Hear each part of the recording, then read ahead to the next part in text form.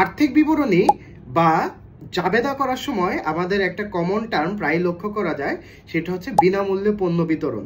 তো আজকের ভিডিওতে আমি বিনামূল্যে পণ্য বিতরণের জাবেদা যেমন এক্সপ্লেন করে দেব, তেমনি আর্থিক বিবরণীতে এটার ইম্প্যাক্ট কি ফেলবে সেটাও আজকে বলে দিব।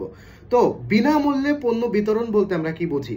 তো দেখবা আমরা মাঝে মধ্যে যখন বাণিজ্য মেলায় যাই তখন বিভিন্ন স্টলের সামনে তাদের যে খাবারের যে প্রোডাক্টগুলো আছে, প্রোডাক্টগুলো কিছু মানুষের কাছে ফ্রিতে বিতরণ করে। তো ফ্রিতে বিতরণ করার কারণটা কি? ফ্রিতে বিতরণ এজন্যই করে যেন তোমরা প্রোডাক্টের কোয়ালিটিটা চেক করতে পারো। তো এটার মাধ্যমে তারা কিন্তু তাদের পণ্যের একটা বিজ্ঞাপন দিয়ে দেয়।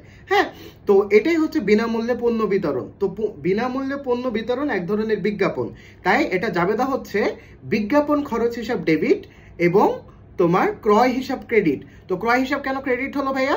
কারণ ক্রয় হিসাব ক্রেডিট হলো কারণ তুমি যে পণ্যটা ক্রয় করেছিলে সে ক্রয় থেকে তোমার মাইনাস হয়ে গেল। অর্থাৎ তুমি ধরো 5,000 টাকার প্রোডাক্ট কিনেছিলে, হ্যাঁ 5,000 টাকার প্রোডাক্ট কিনেছিলে, এর মধ্যে তুমি 1,000 টাকার প্রোডাক্ট তুমি বিতরণ করে দিলে, বিনামূল্যে বিজ্ঞাপন হিসেবে বিতরণ করে দিলে। তো 1,000 টাকা ক্রয় থেকে মাইনাস যাবে, এই জন্য ক্রয় হিসাব ক্রেডিট হলো। তো জাবেদা তোমাদের বোঝা হয়ে গেল।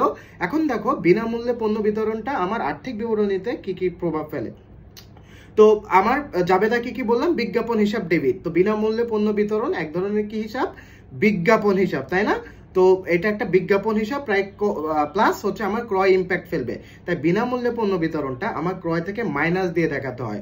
অর্থাৎ বিক্রিত পণ্যের ব্যয় থেকে, বিক্রিত পণ্যের ব্যয় সেকশনে আমার ক্রয় থেকে এই বিনামূল্যে পণ্য বিতরণটা বাদ যাবে। হ্যাঁ, এবং বিজ্ঞাপনের যে খরচ আছে, বিজ্ঞাপনের খরচের সাথে এটা যোগ হবে।